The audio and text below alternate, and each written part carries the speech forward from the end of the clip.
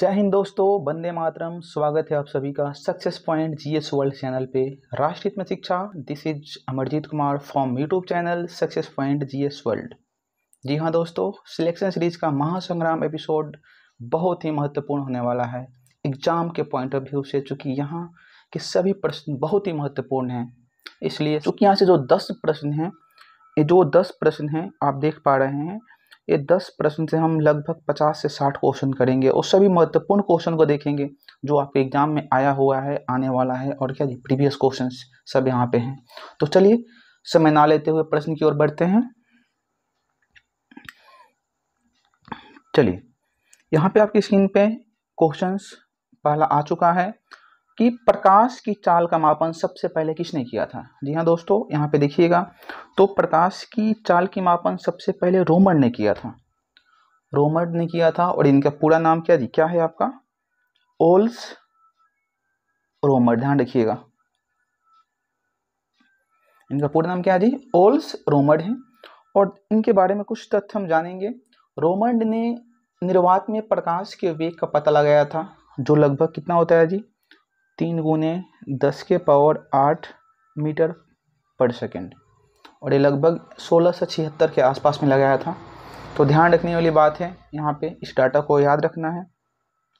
और चूंकि हम जब प्रकाश के बारे में देख रहे हैं तो क्या जी, हम देखेंगे कि प्रकाश के बारे में और किसने क्या क्या कहा था। ठीक है, तो चलिए देखते हैं।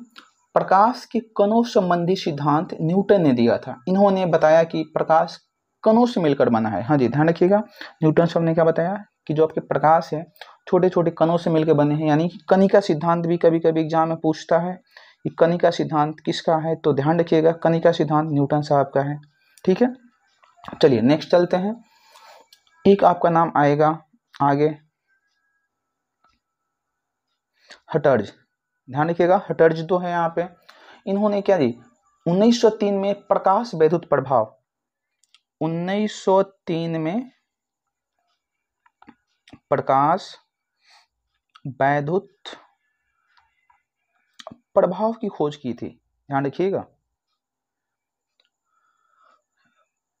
प्रकाश वैद्युत जो प्रभाव है यहाँ पे इन्होंने खोज की थी। बट आगे देखिएगा तो अल्बर्ट आइंस्टीन साहब ने इसे 1905 में व्याख्या किया, पूरा का पूरा एक्सप्लेन किया जी। आपको श्रेय जाता है अल्बर्ट आइंस्टीन साहब को, और जो इनर्शियल खोज किया था ये हटर्ज ने किया था। और 1922 में इस खोज के लिए क्या आपको आइंस्टीन साहब को नोबेल पुरस्कार भी मिला हुआ था। तो ध्यान रखिएगा, प्रकाश वैद्युत प्रभाव की खोज हटर्ज ने किया था, बट इसका संपूर्ण व्याख्या अल्बर्ट आइंस्टीन ने किया था।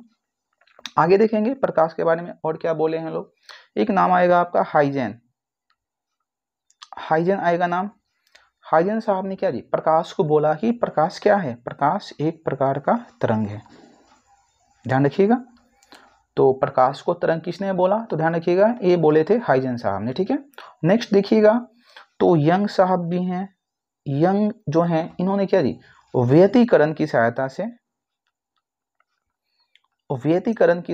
से तरंग गुण को प्रूफ किया था। तो ध्यान रखिएगा, क्वेश्चन अगर पूछे कि व्यतिकरण की सहायता से तरंग गुण को किसने प्रूफ किया था, तो आपके यंग साहब ने किया था। ठीक है, और यहीं पे आप देखेंगे कि प्रकाश जो होता है क्या जी, आधुनिक जो विचारधारा है, प्रकाश आपका कण भी है और क्या है जी, तरंग भी है। ध्यान रखिएगा, प्रकाश कण भी है और तरंग भी है। और तरंग तो आपको पता ही है किस प्रकार का तरंग है जी, तो अनुप्रस्थ तरंग। ध्यान रखिएगा, प्रकाश है आपका अनुप्रस्थ तरंग, ट्रांसवर्स वेव। ठीक है, इतना चीजें आप ध्यान में रखिएगा। चलिए, और यहाँ से एक डाटा आपको याद रखना पड़ेगा, एक टेबल आपका, चूंकि यहाँ से पूछता है क्वेश्चन, एग्जाम में हमेशा पूछता है कि विभिन्न माध्यमों में प्रकाश की चाल क्या होती है। निर्वात में पूछ लेता है, पानी में पूछ लेता है, कांच में पूछ लेता है। तो इस डाटा को याद रखिएगा। निर्वात जो होता है क्या जी, निर्वात में प्रकाश की जो चाल होती है आपको पता है 3 × 10⁸ मीटर पर सेकेंड होती है। पानी में प्रकाश की चाल 2.25 × 10⁸ मीटर पर सेकेंड होता है। और आगे देखिएगा तो कांच आएगा, कांच में प्रकाश की चाल जो होती है ये 2 × 10⁸ मीटर पर सेकेंड होती है। और फिर आता है तारपीन का तेल। तारपीन का तेल में क्या जी, इसका जो आपका वेग होता है, चाल होता है 2.04 × 10⁸ मीटर पर सेकेंड होता है। और लास्ट एक आ जाता है आपका नाइलॉन। ध्यान रखिएगा नाइलॉन जो है इसमें क्या जी आपका, इसका प्रकाश का जो चाल होता है 1.96 × 10⁸ मीटर पर सेकेंड। ठीक है, तो इतना तथ्य याद रखिएगा। एक क्या जी प्रकाश के जो क्वेश्चन थे इससे हम लोग मोटा मोटी क्या जी आपका 10 से 15 क्वेश्चन देखें, तो सब आप इसको नोट करते जाइएगा। ठीक है, बहुत इंपॉर्टेंट क्वेश्चन है आपके एग्जाम के पॉइंट ऑफ व्यू से। चलिए नेक्स्ट क्वेश्चन चलते हैं। देखिएगा यहाँ पे दूसरा क्वेश्चन आपके डिस्प्ले पे आ चुका है। ये क्वेश्चन है यहाँ पे क्या जी कि आपका कोरिनोग्राफ का प्रयोग किया जाता है। कोरिनोग्राफ ध्यान दीजिएगा यहाँ पे, कोरिनोग्राफ क्या जी एक प्रकार का यंत्र है, उपकरण है, जिसे कभी कभी क्या जी आप कहीं बुक में देखिएगा तो किसी बुक में कोरोनग्राफ भी मिलता है, कोरोनग्राफ।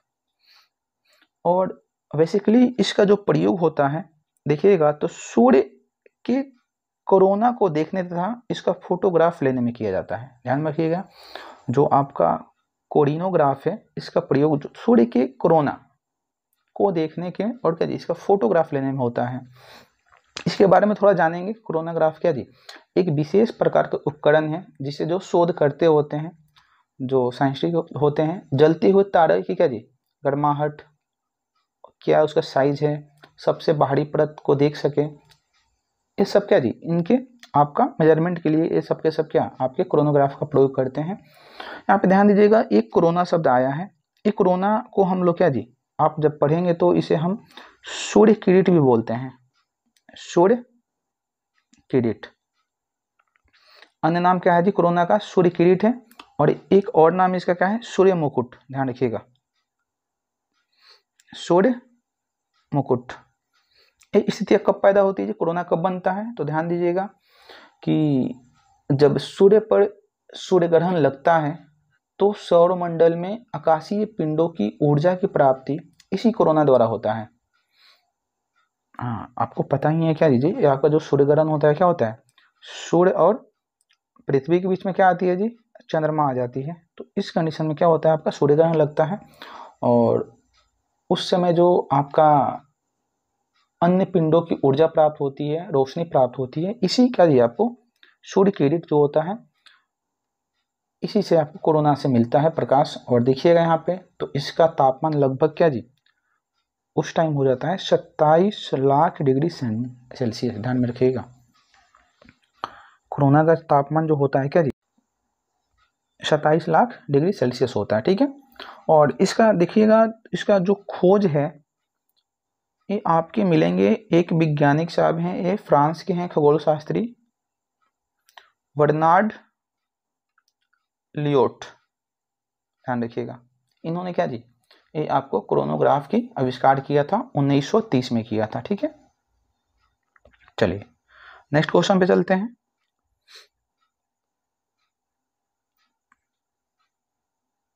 चलिए राष्ट्रीय ध्वज का सफेद रंग किसका प्रतीक है, तो हमारे राष्ट्रीय ध्वज में क्या जी 3 रंग होते हैं और बीच में आपकी एक चक्र पाए जाते हैं। तो सबसे ऊपर केसरिया होता है, केसरिया रंग जो होता है क्या जी जागृति, शौर्य, आत्मनियंत्रण और त्याग का प्रतीक है। और जो इसमें पूछ रहा है कि सफेद रंग किसका है, तो ध्यान रखिएगा सफेद रंग क्या जी सत्य, शांति और पवित्रता का प्रतीक है, तो ऑप्शन ए हो जाएगा। और हरा रंग क्या है जी वनस्पति और जीवन, समृद्धि और प्रतीक का यहाँ पे देखिएगा तो ये आपका है। और भारत की जो राष्ट्रीय ध्वज है इसको कब अपनाया गया था, तो आपको पता होना चाहिए।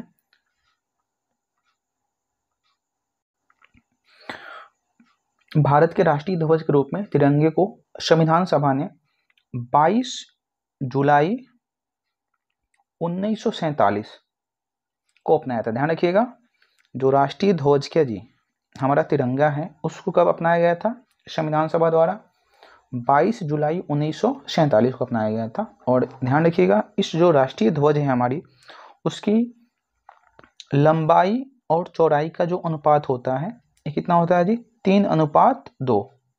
लंबाई 3 अनुपात में होती है, चौड़ाई 2 अनुपात में। तो ध्यान रखना है कभी कभी ये आपका सीक्वेंस चेंज कर देता है चौड़ाई और लंबाई क्वेश्चन को क्या जी आपको ये करने के लिए। तो इसको ध्यान में रखना है आप लोग को कि लंबाई चौड़ाई अनुपात 3:2 होता है, ठीक है। और यहाँ पे एक चीज़ और ध्यान देनी है कि तिरंगे की जो आधुनिक डिजाइन है ये कौन तैयार किया था? एक नाम आता है क्या जी? मैडम भीखाजी कामा। ध्यान रखिएगा मैडम भीखाजी कामा, इन्होंने क्या जी आधुनिक डिजाइन तैयार किया था जो यूरोप में क्या जी आपके कार्यरत थी। और ये भारतीय क्रांतिकारी के रूप में क्या जी जानी जाती है मैडम भीखाजी कामा। तो यहाँ से आप इतना फैक्ट को नोट करिएगा। चलिए नेक्स्ट क्वेश्चन चलते हैं हम लोग, चौथा देखते हैं। और हाँ जी देखिए यहाँ पे चौथा क्वेश्चन से पहले क्या जी आप लोग के लिए एक नोटिस है ऑफलाइन बैच में बहुत जल्द यानी कि सोमवार से 10 अक्टूबर से नया बैच प्रारंभ होने जा रही है बिहार पुलिस की। इसमें SSGD वाले भी आ सकते हैं। बिहार पुलिस का नया बैच आपका शाम 3 बजे से हो रही है स्टार्ट। जो बच्चे सुबह में नहीं आ सकते हैं वो शाम को क्लास ज्वाइन कर सकते हैं। और जो भी डाउट है आप यहाँ पे नंबर दिया हुआ है इस नंबर पे आप कॉल कर सकते हैं, ठीक है। तो जो भी आपकी जानकारी में लोग हैं बिहार पुलिस की तैयारी करना चाहते हैं शाम को 3 बजे से क्या जी सोमवार यानी कि 10 अक्टूबर से आप ज़रूर आएँ। ऑफलाइन बैच में आपको स्टार्ट है, ठीक है। चलिए नेक्स्ट क्वेश्चन चलते हैं हम लोग।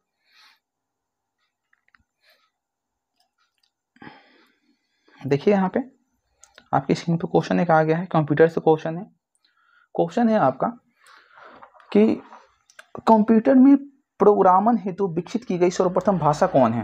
यानी कंप्यूटर में क्या जी प्रोग्रामिंग के लिए विकसित की गई पहली भाषा कौन है? तो यहाँ पे देखिएगा ऑप्शन 4 है कोबेल, बेसिक, पास्कल और फोर्ट्रॉन। तो यहाँ पे जो है आपका ये है फोर्ट्रॉन है, ध्यान रखिएगा, ठीक है। और फोर्ट्रॉन का मतलब क्या होता है जी? फॉर्मूला ट्रांसलेशन यानी कि सूत्र अनुवाद। जब आप फोटोन को देखिएगा तो फोटोन क्या है जी? फोटोन एक उच्च स्तरीय भाषा है जो वैज्ञानिक एवं इंजीनियरिंग एप्लीकेशन के प्रयोग में की जाती है। और यह वैज्ञानिक और गणितीय गणना के मकसद से ही बनाया गया था। चूँकि जब हम फोटोन भाषा को देखते हैं तो इसमें क्या जी क्या पाया जाता है? इसका उपयोग जो होता है ना संख्यात्मक जो होता है मान न्यूमेरिकल के लिए क्या जी यहाँ पे अधिकतर प्रयोग की जाती है। फिर आप देखिएगा तो क्या जी यहाँ पे जो वैज्ञानिक लोग हैं रिसर्च में क्या जी इसका अधिक प्रयोग किया जाता है। और इसमें जो बीजगणितीय प्रश्न है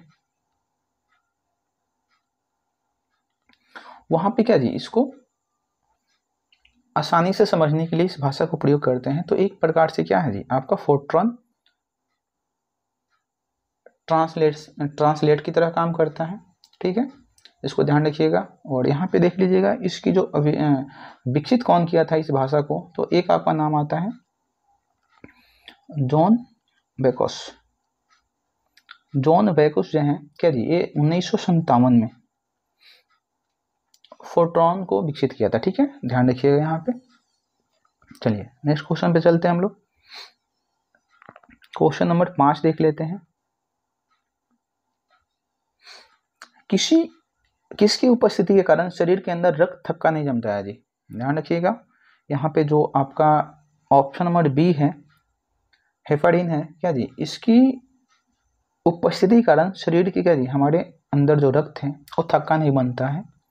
और यहाँ पे आप देखिएगा एक है फाइब्री यहाँ पे, हालांकि इसका पूरा नाम देखिएगा तो क्या बोलेगा जी फाइब्रोनोजन मिलता है। तो फाइब्रोनोजन का काम क्या है? ये आपको रक्त को थक्का बनाने में काम आता है, रक्त को थक्का बनाता है। और क्या जी जो हेपेरिन है रक्त को थक्का नहीं बनाता है, ठीक है। यहाँ से 2 क्वेश्चन आप नोट कर लीजिएगा, बहुत ही इंपॉर्टेंट क्वेश्चन है, हर एक एग्जाम में क्या इसको रिपीट करते रहता है। रक्त के क्या जी आपको थक्का बनाने में काम आता है फाइब्रोनोजन का, और आपका जो आपके रक्त को जमने नहीं देता है वो है हेपारिन का, ठीक है। चलिए नेक्स्ट क्वेश्चन पे चलते हैं हम लोग। 6 नंबर क्वेश्चन देखेंगे हम लोग। देखिए चंद्रमा पर पहुंचने वाला प्रथम मनुष्य सहित यान कौन सा था? यानी कि चंद्रमा पे वो कौन सा यान पहुंचा था जो क्या जी मनुष्य को लेके गया था, मनुष्य सहित गया था? तो ध्यान दीजिएगा यहाँ पे अपोलो, ठीक है, अपोलो जो है यहाँ पे क्या जी, ये आपका प्रथम क्या है, मनुष्य रहित यान है। और इस यान का क्या जी आपका मकसद क्या था? चांद पे जाना। और देखिएगा तो इस पे जो आप 20 जुलाई 1969 को, डेट याद रखिएगा, बहुत बड़े डेट भी पूछ लेता है। 20 जुलाई 1969 को क्या जी ये आपका चंद्रमा पे उतरा था। उस समय जो अंतर्राष्ट्रीय समय था क्या जी, देखिएगा तो 20:17 अंतर्राष्ट्रीय समय अनुसार क्या जी आपका 8:17 पे आपको चंद्रमा पे क्या किया था, उतरा था। और इस यान में क्या जी 3 व्यक्ति थे। सबको पता है कि पहले क्या जी चंद्रमा पे कौन पहुंचा था, तो आपको पता है नील आर्मस्ट्रॉन्ग, ठीक है,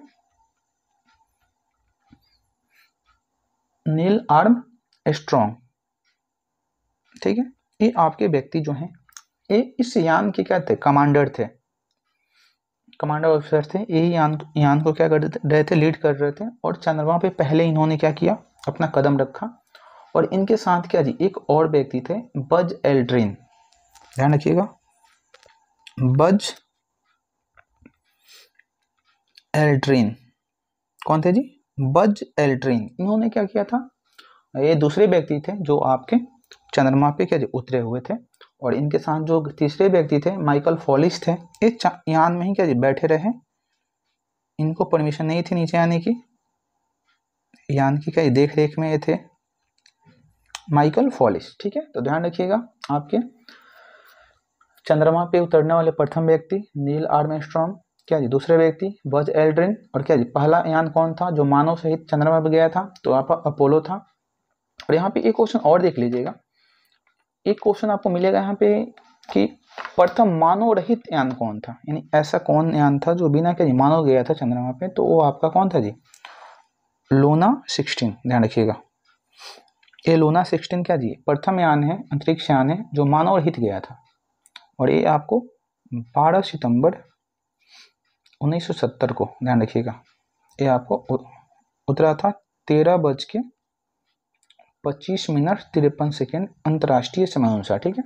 इसका मेन मकसद था चंद्रमा पर उतरना क्या जी, उसकी मिट्टी उट्टी नमूने का जांच करना था, रोबोटिक चीज था, ठीक है। तो इसको ध्यान रखना है, मानव रहित जो था लूना 16, मानव सहित जो था अपोलो, ठीक है। चलते हैं नेक्स्ट क्वेश्चन पे।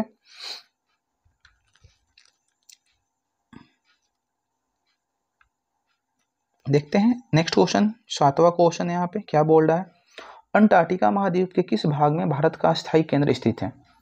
तो आपको पता होना चाहिए क्या जी, पूरे विश्व को 7 महाद्वीपों में बांटा गया है।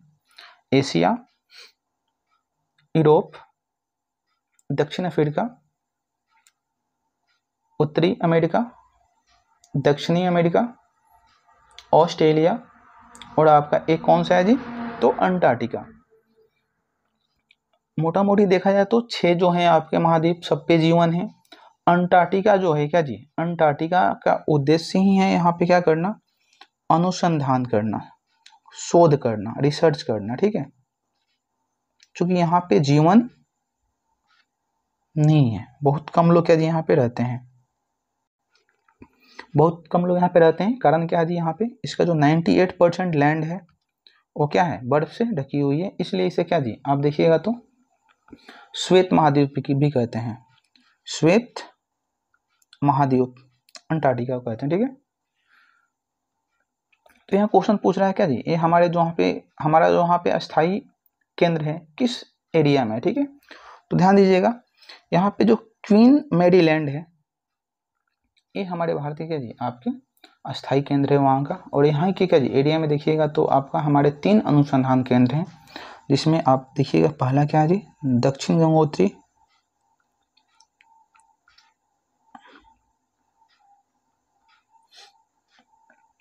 दूसरा है मैत्री, और तीसरा है भारती। ध्यान दीजिएगा, अंटार्कटिका में हमारे 3 अनुसंधान केंद्र हैं। दक्षिणी गंगोत्री की स्थापना क्या जी 1984 में की गई थी, और इसका 1900 मैत्री का 89-90 के आसपास में की गई थी, और भारती जो है 2012 में की गई थी। वर्तमान की हम बात करें तो दक्षिणी गंगोत्री जो है, दक्षिण गंगोत्री अनुसंधान केंद्र जो है, ये आपके बर्फ से दब गया है। ठीक है, इसमें सप्लाई बेस के रूप में इसका प्रयोग किया जा रहा है। यहाँ पे कोई भी वर्तमान में शोध नहीं चल रहा है। अभी वर्तमान में बात करें तो मैत्री और भारती ऐसे 2 मात्र अनुसंधान केंद्र हैं जहाँ पे शोध चल रहा है। ठीक है, तो ध्यान देने वाली बात है आपको यहाँ पे कि हमारा वहाँ पे जो अस्थाई एरिया है कौन है, क्वीन मैरीलैंड है। और क्या जी हमारे जो 300 संस्थान है अनुसंधान केंद्र है, आपको पता है दक्षिण गंगोत्री, मैत्री और भारती है। ठीक है, ध्यान रखिएगा, हमेशा पूछता है एग्जाम में क्वेश्चन। चलिए चलते हैं नेक्स्ट क्वेश्चन की ओर। 8वां क्वेश्चन देखते हैं। 8वां क्वेश्चन से पहले क्या जी आपके सामने एक देखिए यहाँ पे न्यू फाउंडेशन बैच 12 अक्टूबर से क्या जी ये आपका एक नया बैच शाम को स्टार्ट होने जा रहा है। 10 तारीख से बिहार पुलिस और 12 तारीख से आपका न्यू फाउंडेशन बैच है। यानी इसमें वे बच्चे पढ़ेंगे, वे बच्चे आएंगे जो कंपटीशन के बारे में कुछ नहीं जानते हैं। एकदम 0 लेवल से स्टार्ट किया जाएगा। ठीक है, और इसका टाइमिंग है शाम 3 बजे। जो भी इसमें बच्चे इंटर पास हैं, ग्रेजुएशन में हैं, या इनको क्या जी इन फ्यूचर जॉब की तैयारी करनी है, जो भी जॉब हो, तो वो आप कोचिंग क्लास को ज्वाइन कर सकते हैं। और क्या दाऊदपुर में इतना विश्वास करिए कि दाऊदपुर में सक्सेस पॉइंट है, तो क्या जी आपको बेस्ट क्वालिटी एजुकेशन की बात करेगी सक्सेस पॉइंट, और आपकी उम्मीदों पे खरा उतरेगी। ठीक है, चलते हैं नेक्स्ट क्वेश्चन की ओर। चलिए क्वेश्चन नंबर 8 देख लेते हैं। यहाँ पे निकट दृष्टि दोष को दूर वाली वस्तु का प्रतिबिंब बनता है। यानी निकट दृष्टि दोष में वस्तु का प्रतिबिंब कहाँ बनता है, तो ध्यान रखिएगा। आंख में क्या जी होने वाले रोग हैं आपके निकट दृष्टि दोष। आंखों में 5 प्रकार के रोग होता है जो हम लोग को पढ़ना है, आपके सिलेबस में है। और यहाँ पे ध्यान दीजिएगा, निकट दृष्टि दोष में जो आपका वस्तु का प्रतिबिंब है रेटिना पर ना बन के क्या जी पहले ही बन जाता है। ध्यान रखिएगा, पहले रेटिना पर ना बन के पहले बन जाता है। और क्या जी दूर दृष्टि दोष में क्या होता है, रेटिना पर ना बन के वो बाद में बनता है। तो यहाँ पे क्या हो जाएगा, रेटिना के आगे। थोड़ा इसके बारे में हम देख लेते हैं। निकट दृष्टि दोष को क्या जी हम लोग मायोपिया बोलते हैं इंग्लिश में। और इसमें क्या होती है, तो निकट दृष्टि दोष में दूर की वस्तु का प्रतिबिंब रेटिना के क्या जी आगे बन जाता है, यानी रेटिना के क्या जी पहले बन जाता है। और देखिएगा कि इसमें जो भी इस दोष से पीड़ित व्यक्ति होते हैं वो निकट की वस्तु को स्पष्ट देख लेते हैं, लेकिन दूर की वस्तु को नहीं देख पाते हैं। ध्यान रखिएगा, निकट दृष्टि दोष में जो पीड़ित व्यक्ति होते हैं निकट की वस्तु को स्पष्ट देख लेते हैं, लेकिन दूर की वस्तु को स्पष्ट नहीं देख पाते हैं। और इसी दोष को दूर करने के लिए क्या जी अवतल लेंस का प्रयोग किया जाता है। निकट दृष्टि दोष को दूर करने के लिए कैसा लेंस प्रयोग होता है जी, अवतल लेंस। बहुत इंपॉर्टेंट क्वेश्चन है। चलिए और हम आगे चलते हैं। तो दूसरा जो दोष है आपका दूर दृष्टि दोष है। ठीक है, ध्यान रखिएगा, दूर दृष्टि दोष। देखिए दूर दृष्टि दोष को हाइपर मायोपिया बोलते हैं। और इसमें क्या होता है जी, इसमें जो होता है दूर की वस्तु स्पष्ट दिखता है। जो व्यक्ति दूर दृष्टि दोष से पीड़ित होता है उसको दूर की वस्तु दिखता है, लेकिन निकट की वस्तु नहीं देख पाता है। कारण क्या है जी, वस्तु का प्रतिबिंब क्या जी रेटिना पे ना बन के उसके पीछे बन जाता है। ध्यान रखिएगा, ठीक है, रेटिना के पीछे कहाँ बनता है जी, दूर दृष्टि दोष में। ठीक है, और इस दोष को दूर करने के लिए, ठीक करने के लिए इसका उपचार क्या है जी, तो इसका उपचार है उत्तल लेंस। यानी कि दूर दृष्टि दोष को दूर करने के लिए उत्तल लेंस का प्रयोग किया जाता है। ठीक है, चलिए तीसरा रोग देख लेते हैं। एक होता है जरा दृष्टि दोष। जरा दृष्टि दोष प्रेस बायोपिया होता है। ये आपके जो वृद्ध व्यक्ति होते हैं क्या जी उनकी नेत्र की समंजन क्षमता कम हो जाती है, जिसके कारण क्या होता है वो ठीक से नहीं देख पाते हैं। वो कभी कभी क्या जी नेत्र में आप देखिएगा ये कुछ विकार उत्पन्न हो जाते हैं जो निकट और दूर की दृष्टि दोनों में क्या होती है, गड़बड़ी आ जाती है। इस कंडीशन को दूर करने के लिए बायोफोकल लेंस या द्विफोक्सी इसको बोलते हैं, द्विफोक्सी लेंस, इंग्लिश में बायोफोकल लेंस का प्रयोग करते हैं। इसमें होता क्या है क्या जी, इसमें आपके दोनों लेंस को प्रयोग कर दिया जाता है। ऊपर क्या हो जाता है, इसमें अवतल लेंस हो जाता है, ठीक है, और नीचे क्या होता है, उत्तल लेंस होता है। इसको हम लोग क्या बोलते हैं, द्विफोक्सी लेंस या बायोफोकल लेंस, ठीक है। तो ध्यान रखिएगा, जरा दृष्टि दोष को दूर करने के लिए बायोफोकल लेंस का प्रयोग करते हैं, जिसमें क्या सबसे ऊपर टॉप पे अवतल लेंस होता है, बॉटम पे नीचे उत्तल लेंस होता है, और इसका जी ये आपके वृद्ध व्यक्तियों के क्या होते हैं, समन्वय क्षमता कम हो जाने के कारण होता है, ठीक है। तो ये नेक्स्ट जो रोग है आपका अबिंदुकता, जो चौथा क्या जी आपके आंखों में होने वाले दोष हैं, रोग हैं, क्या है, अबिंदुकता है, ठीक है। तो ध्यान दीजिएगा, इस दोष से पीड़ित व्यक्ति क्षैतिज और क्या जी ऊर्ध्वाधर, यानी कि जो हॉरिजॉन्टल और वर्टिकल जो आपकी रेखा होती है उसमें एक साथ अंतर करना मुश्किल हो जाता है। वो तो क्षैतिज देख लेता है बट क्या सामने से क्या आ रहा है दिख नहीं पाता है। तो इस कंडीशन में उसे क्या जी बेलनाकार लेंस का प्रयोग करना होता है। ध्यान दीजिएगा, तो अबिंदुकता आपका इसमें क्या होती है, क्षैतिज और क्या जी ऊर्ध्वाधर रेखा में एक साथ अंतर करना मुश्किल हो जाता है। और अबिंदुकता जो रोग है, दोष है आंखों में, इसको दूर करने के लिए बेलनाकार लेंस का प्रयोग करते हैं, बेलनाकार लेंस, ध्यान रखिएगा, ठीक है। ये आपके एग्जाम में यही पूछ देता है, ठीक है। लेंस के बारे में पूछ देता है कि निकट दृष्टि दोष, दूर दृष्टि दोष, जरा दृष्टि दोष, अभिमुखता में किस प्रकार का जी लेंस का प्रयोग करते हैं, तो इसको ध्यान रखिएगा, ठीक है। और लास्ट एक रोग है मोतियाबिंद, मोतियाबिंद। ध्यान रखिएगा, मोतियाबिंद जैसे जैसे उम्र बढ़ता है और अधिक जब उम्र हो जाते हैं 70 साल 80 साल 60 साल से ऊपर जब लोग उम्र अधिक होने लगता है, तो उस कंडीशन में क्या होते हैं जी, आँख के ऊपर जो है क्या जी, यानी नेत्र लेंस के ऊपर एक अपारदर्शी झिल्ली का निर्माण हो जाता है, जिससे देखने में कठिनाइयाँ होती हैं, प्रकाश का अपवर्तन नहीं हो पाता है। और इसका उपचार क्या होता है फिर, इसका उपचार क्या जी, कोई लेंस नहीं होता है, इसका उपचार क्या होता है, ऑपरेशन होता है। ऑपरेशन के माध्यम से क्या होता है जी, उस झिल्ली को काट के ऑपरेशन कर निकाल दिया जाता है, फिर क्या जी आप देख पाते हैं ठीक से। तो ध्यान रखिएगा, मोतियाबिंद का उपचार क्या जी, ऑपरेशन होता है। इस प्रकार से क्या जी जो आपके आंखों में दोष हैं शुरू से लेकर अंत तक क्या जी क्या क्या हो सकते हैं सब हमने देखा, ठीक है। चलिए नेक्स्ट क्वेश्चन पे चलते हैं। क्वेश्चन नंबर 9 जो है, ध्यान दीजिएगा, यहाँ पे किसी वस्तु का भार अधिकतम होता है, ध्यान रखिएगा, किसी वस्तु का क्या जी अधिकतम भार निर्वात में होता है। बहुत लोग क्या जी हवा मार देते हैं, गलत हो जाएगा, निर्वात मारिएगा, ठीक है, क्योंकि निर्वात में वस्तु पर कोई बल कार्य नहीं करता है, ठीक है। और निर्वात में प्रकाश की चाल क्या होती है जी आपके यहाँ पे क्या होती है, अधिकतम होती है, ठीक है।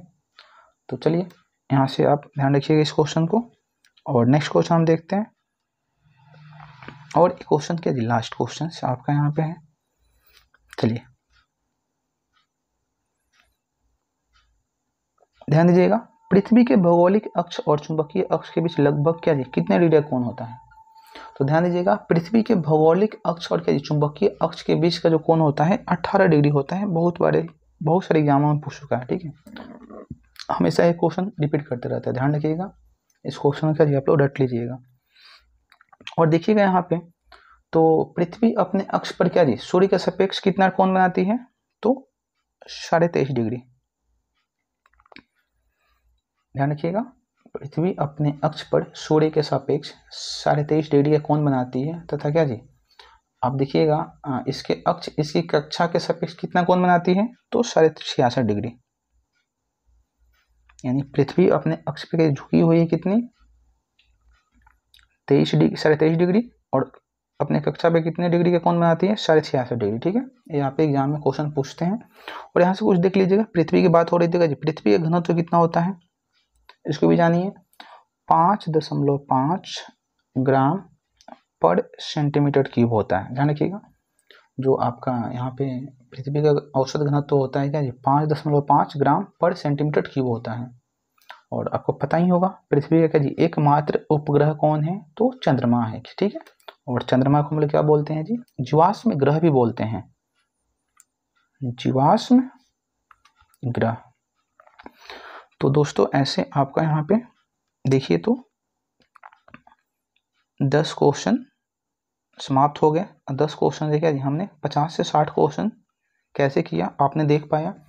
और जो भी दिक्कतें हों, क्योंकि जब तक क्या जी हमें पता नहीं चलेगा कि आपको क्या दिक्कतें हैं इस वीडियो के माध्यम से, तो हम सुधार नहीं कर पाएंगे।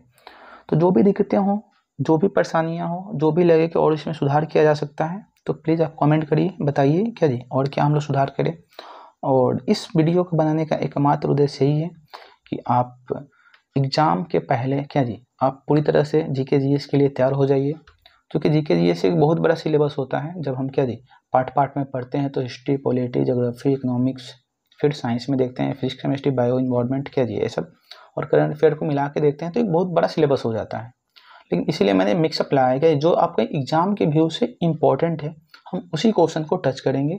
और यहाँ से आपकी दायित्व बनती है कि आपको जल्दी एग्जाम क्रैक करना है, तो सभी पॉइंटों को आप कॉपी में लिखते जाइए, पढ़ते जाइए, ठीक है।